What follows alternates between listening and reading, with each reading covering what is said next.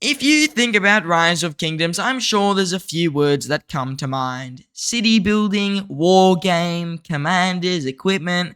But what if I told you the whole game is just trying to guess the future? So today I'm going to tell you the future of Rise of Kingdoms and what I predict will be happening to the game and coming to the game probably over the course of this year and part way through next year. So if you want to know my current beliefs of what Rise of Kingdoms may be like within the very near future, and stuff that has pretty much been confirmed by Lilith, then you want to stick around till the end of the video.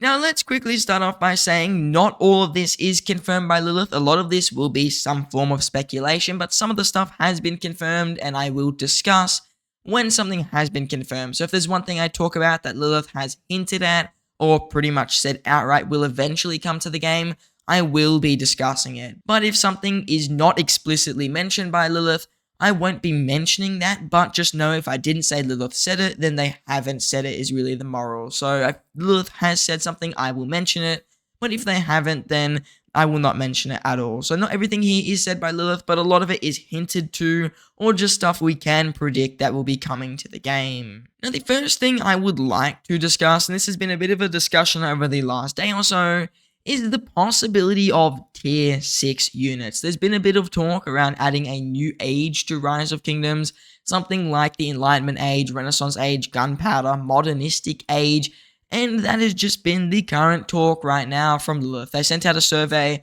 Jiskel filled it out. I didn't actually get the survey, but a few people got sent the survey on what could be coming to Rise of Kingdoms in the future and putting their say in, and that means there's a possibility we see some more content in terms of just the actual city itself. Personally, I don't think this is very good. Rise of Kingdoms, the whole building up your city is already quite daunting. 25 levels and everything. Tier 5 units that take 2 years to unlock if you're not spending gems. A whole entire new state form. You've got the castle. You've got pretty much a ton of things you want to level up, but it takes super long. And for a new player, it's fairly daunting if we're being real. So I don't know if adding a whole entire age is a good idea. I know it would definitely deter a lot of players from playing the game, because if we're being fully realistic, Lilith isn't going to allow you to use your billions of resources and thousands of days of speed-ups on this new upgrade. It's probably going to have some unique currency, something you have to spend money or grind for. This isn't just going to be a nice little improvement to the game. Plus, I think it's probably going to restrict newer players quite a bit. So I don't think we'll see a tier 6. I think it was just an idea they're currently floating around. Maybe there's some form of KvK technology that does it. Even then, I don't think that's a good idea. It's possible. Is it going to happen? Maybe not. I think Lilith was just testing the waters to see what players actually feel about tier 6 units. Personally, I'm very against it, and if they did do it, I'd be pretty vocal at how against it I am. But it's definitely possible we see a City Hall 30, for example, and I think it would be a bit ridiculous. I don't think it's a good idea. But when we look at the future of the game, we have to consider pretty much everything, and it is definitely something that could happen. Now, I don't know how they'd introduce it. I don't know if the first 9 levels would be normal, and then you have to spend all those gems to get more master blueprints, and who knows what the castle would be like. I mean, right now for the castle, to get it to level 25, wherever my castle is, it's 5,000 books at the 25 level, just to go from 24 to 25. Imagine how much it would be to go from 29 to 30. It'd be like 100,000 books.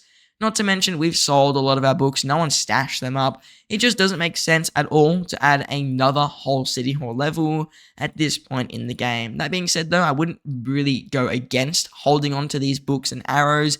Maybe hold on to them in the chance that we do see a City Hall 30. But in my opinion, it's unlikely. It shouldn't happen. If they do add it, I don't know if they'd add more City Hall levels, instead of maybe just adding some extra stuff to the academy for when you hit Season of Conquest. That could be interesting, like if they make it Season of Conquest only, but I don't really know if people would be happy with that, and I still probably just wouldn't be happy with adding more troops, more technology, more stuff you have to unlock to really reach the end game. If we're being real, when you get to fight, it's really once you've maxed all the tech in your academy, and if you haven't done that, then you can't really fight at the same level as most players, since academy tech is a permanent thing and everybody should have it near max if they're fighting in Season of Conquest. The next thing we can expect to see really within the next couple months, I'd say, is some form of a civilization. There's been a lot of talk about some form of a civilization down in Africa. I don't know which country it'd be in specifically, But there's been a lot of talk about a civilization in Africa. I don't know. I mean, you got Egypt. I guess it's technically in Africa. But there's talks of some other civilizations in Africa. I think there was talk maybe Ethiopia. That might be completely wrong. But I heard something like that. And I don't think that'd be too outlandish. There are a few commanders in Rise of Kingdoms who are, if I'm not mistaken, African heritage. So someone like Pakal, if I'm not mistaken, he is someone from Africa. And they are definitely, I think Mayan civilization actually was the one that people were floating around. So I wouldn't be surprised if there is some type of civilization down near the African area. I think Pakal is actually Mexican, if I'm maybe mistaken there. But so hopefully I don't sound too stupid there, but I'm pretty sure I've heard something about there being some form of a civilization involving Africa. I wouldn't be surprised if we do see it, especially since, to my knowledge, Africa was very impactful on ancient history. I'm not very versed in it, so I might be wrong there, but to my knowledge, they were quite impactful, definitely had very strong armies and stuff, so I think it would be cool to see that. And I've also seen a bit of a theory about Russia being the next civilization. There are a few Russian commanders, one of note, Nevsky. Nevsky is technically a Russian commander. So we could see that being added into Rise of Kingdoms as well, and I wouldn't be too surprised. That being said though, I think with this civilization, there's going to come some form of an engineering epic commander. Currently there are none, as you can see, but I think within this new civilization, they'll probably touch on engineering and add some form of an epic commander. This is really because we've actually seen, pretty much confirmed by Lilith, there's a good chance of adding an epic engineering commander within like the next couple months or a year at the max. They mentioned it's something they're very much considering, and I think that ranged isn't something that's going to go anywhere anytime soon. So I wouldn't be surprised if we see more ranged commanders, if we see more ranged equipment, if we see just the ranged in general taken out of the state form and put into a normal march. I wouldn't be surprised if any of that happened. So that's not a big shock to me. I'm not sure how they integrate it within like all the state form gear and armaments and stuff, but it is definitely possible. I wouldn't be too surprised. And I think it is kind of needed. If you really want range to be more than just a kind of niche subclass, which personally I'm not too fussed by that, but if we wanted it to be more than a niche subclass, you would need some form of epic commander to get early game players a little bit more interested in the ranged commanders themselves. So I think that's the only way it would ever really happen. And to get ranged commanders to do that, you need epic commanders, and you need to use them in KvK 1 and 2 so that you can invest in them in Season of Conquest and have some equipment built up. So I wouldn't be very shocked if we saw some very unique ranged commanders coming into the game with some epics, with more legendaries in the future, with a ranged civilization as well. That would give you a siege special unit type. No idea what it would be. Once again, not good at ancient history, but I don't know what a siege special unit would be, but it definitely could be something pretty cool, and maybe just a unique effect where it doesn't really get countered by anything instead of being countered by everything. Not sure how they'd introduce it. Not sure what the siege special unit would do. Maybe it's literally just like every other special unit. It's just got more stats. That wouldn't be too crazy either. So Siege Civilization, I think, is almost a guarantee within the near future, whether this year or next year. And then I think that there will be an epic Siege commander to go with it, just because most epic commanders, they come out with a civilization. There are very few commanders which weren't released with a civilization. The only one I can think of when I was playing the game would be Queen Tamara of Georgia, since she doesn't have a civilization. But every other epic commander ever released, to my knowledge, from when I was playing and not from the game when the game originally came out, does have some type of a civilization attached to them. So for example, Iluji Mundok's Korea, Imhotep is Egypt, Bjorn Ironside, is Vikings, Osman is Ottoman Empire, Sun Tzu is China, Scipio is Rome, Pericles is, I'm pretty sure, Greece, Baibars is Arabia, Kusunoki is Japan. I think you get the point. A lot of these commanders have a civilization attached to them. Very few, and most of them are just gathering commanders or normal commanders like Kira, are not tied to a civilization and just a random commander. So if we see an epic commander, I wouldn't be surprised if they are a civilization commander, and possibly from Russia. On the topic of commanders, in terms of Season of Conquest legendary commanders, I think this year is going to be a little bit different. Well, what I want to call entering a end of an era right now. We've seen a big era of 2,000 to 2,600 damage factor commanders, but we haven't seen a big jump since the release of Nevsky, if we're being fully realistic. Nevsky was kind of a commander that released and fully shifted the meta. He was way better than his predecessor, Zhang Yu. He was way better than any commander in the game at the time. And then we got CPO, and then we got Boudica Prime. These were three almost mythic level banger overpowered commanders released back to back to back. And it made a whole entire shift in the legendary meta. I mean, no one really runs any of those old commanders nowadays. You don't see Nebus, you don't see Gilgamesh, you don't see commanders like even Zhang Yu is very rare nowadays. You don't see commanders like Chandragupta. These commanders used to be everywhere on the open field. Guan Leo doesn't exist anymore. And that's really just because we've seen a huge shift in the meta since the release of Nevsky. No longer more niche commanders. They've been very overpowered. This new commander is pretty much always better. But Belisarius kind of broke that cycle. He was the first commander that isn't too overpowered. He just serves a pretty good role on the open field, and he's a little bit more niche. And I think Lilith is going to do that over this year and maybe the next year. And then we can expect to see another huge power jump. I think that we'll enter a third era of commanders with a commander to the similar strength of when Nevsky was first released. Probably 3,200 damage factor, probably some crazy high stats, definitely some very, very good expertise. Stuff like that is pretty much guaranteed to happen, I'd say, within the next 2 to 3 years at the max. Maybe even within the next commander cycle. So the next cavalry commander could be that Nevsky 2.0, where they fully shift the meta and allow us to enter this third era of commanders. And I wouldn't be surprised if that happens, since I think the second era of commanders is coming to a close. Boudica's been out for like how long now? Almost 2 years, I want to say. Nevsky has been out for almost 2 years as well, or pretty much over 2 years for Nevsky. He'd be going on 3 years soon. So I wouldn't be very surprised if we just see more commanders at a higher strength level that are really, really way better than Nevsky, way better than Boudica, way better than CPO,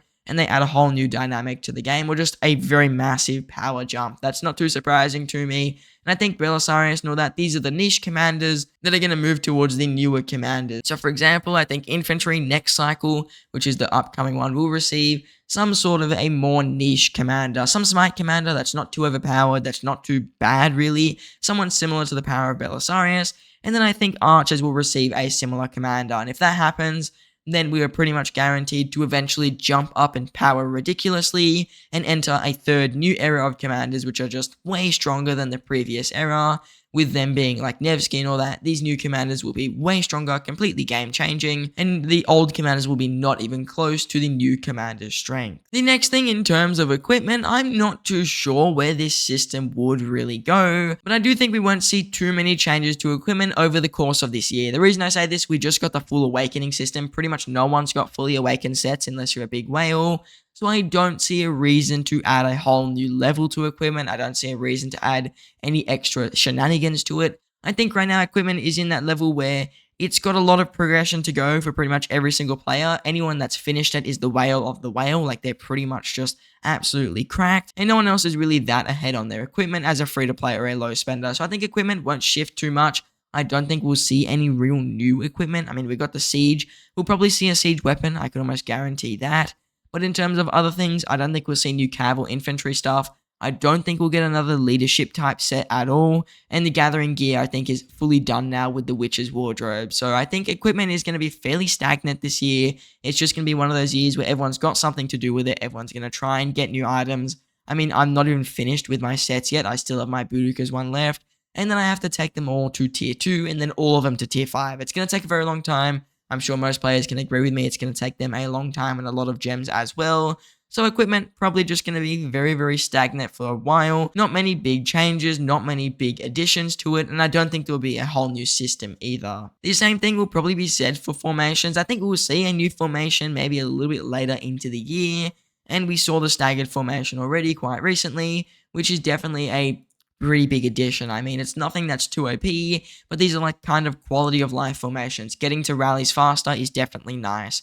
We may even see stuff like being able to launch Barbarian Fort rallies faster. I know Lilith said they probably won't do it, but we could get a formation, for example, that does do something like that. So I'm not too surprised if we get another formation this year, but I don't think we're going to get any game-breaking formations. I mean, when we look at the recent formations, they're all fairly bad. There's nothing too OP in the new formations. They're just bad, or they're really, really niche. Like the shielding formation, the march speed, or sorry, the healing formation is completely useless. This stuff like that I think we'll continue to see, but I don't think we'll see any major shifts to the system like we did with the iconic crystals or the whole entire edition of like these rare inscriptions. Maybe we'll see more iconic crystals get added, more crystals like transmutation crystals or whatever they're called, so that we can get more transmutations onto the armaments. But I don't think we'll see many new formations or many humongous changes to the system, since it is currently in a similar position to equipment. Most players have some range of what they want to progress towards, and no one's really got the best armaments in the game. There'll be very few players who have completely overpowered sets of armaments. Most of them will just be fairly average or working towards a stronger set. As for the KvK formats, I think we will see a few shifts in this over the coming months. We have seen a little bit of just new additions coming to the game currently. We've got the Alliance Invictus KvK currently ongoing. This is a fairly new KvK, and I wouldn't be surprised if there are also even more new KvKs that come over the course of this year. I think it's going to be pretty much just one new KvK each year, or one new KvK every 6 or so months. So one new KvK at the end of the year wouldn't be too surprising to me. And as you can see, the KvKs, they're still definitely being added, and Lilith is still pushing to make more KvKs. So I think KvK is definitely guaranteed. We see a couple more of those. And I think that we may even see removal of some of the lesser played KvKs. So for example, I think Strife of the 8 is probably going to go. It's very, very empty right now. Only really dead kingdoms go into this KvK. I think that we'll see Desert Conquest pretty much gone. King of the Nile, maybe we'll stay. Siege of Orleans might stay, it might go. I'm not sure. This isn't a very active KvK right now. Once again, mostly dead kingdoms. So I wouldn't be surprised if this KvK might just be completely removed as well. So we might see removal of some KvKs. If I had to put my money, I think that out of all the KvKs, Desert Conquest is pretty much guaranteed to go. No one's done it in like 6 months. Who I don't actually think anyone even considers signing up for this KvK format. Strife of the 8 might go, but I think it's a bit too OG to remove. So we'll see where Strife of the 8 goes.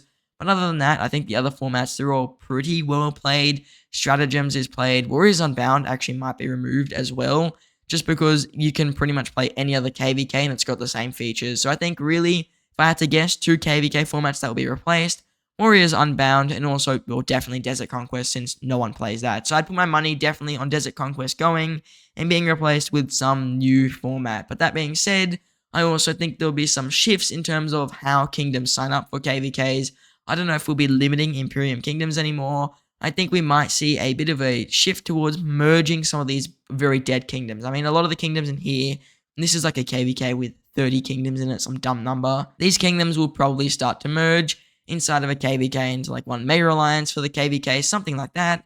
Since you can't really do KvK with kingdoms of, no, at least camps of like 30 kingdoms who can just put fort lines. It's kind of crazy, and especially for DC, also KvKs, they're not that active usually, and so 30 kingdoms, it is kind of dumb to like fight against just a bunch of forts being placed down. So I think that's certainly possible. We see some different changes to some of these older, or like some of these more dead kingdoms with less players, because let's be real, who's playing in a KvK with 30 kingdoms and all 30 kingdoms are actively fighting? I think we'll see some merging of kingdoms or some change to that over the coming year. So now overall, if you enjoyed today's predictions of what I think the future of Rise of Kingdoms may hold, I want to ask you guys the same question. I mean, I can't predict the future, obviously. I'm no psychic or anything, and I don't work for Lilith. So if you have an idea of what the future may be bringing to Rise of Kingdoms, then do tell me in the comments down below, as this person wails out and continues to buy gold chairs. So if you have anything you want to tell me about what you think the future of Rise of Kingdoms could be like, and what features you think may be coming, tell me down below. I respond to every single comment, and I'll be very interested to see what you guys think. Now, I just want to say I thank you all for watching, and I hope to see you in the next one.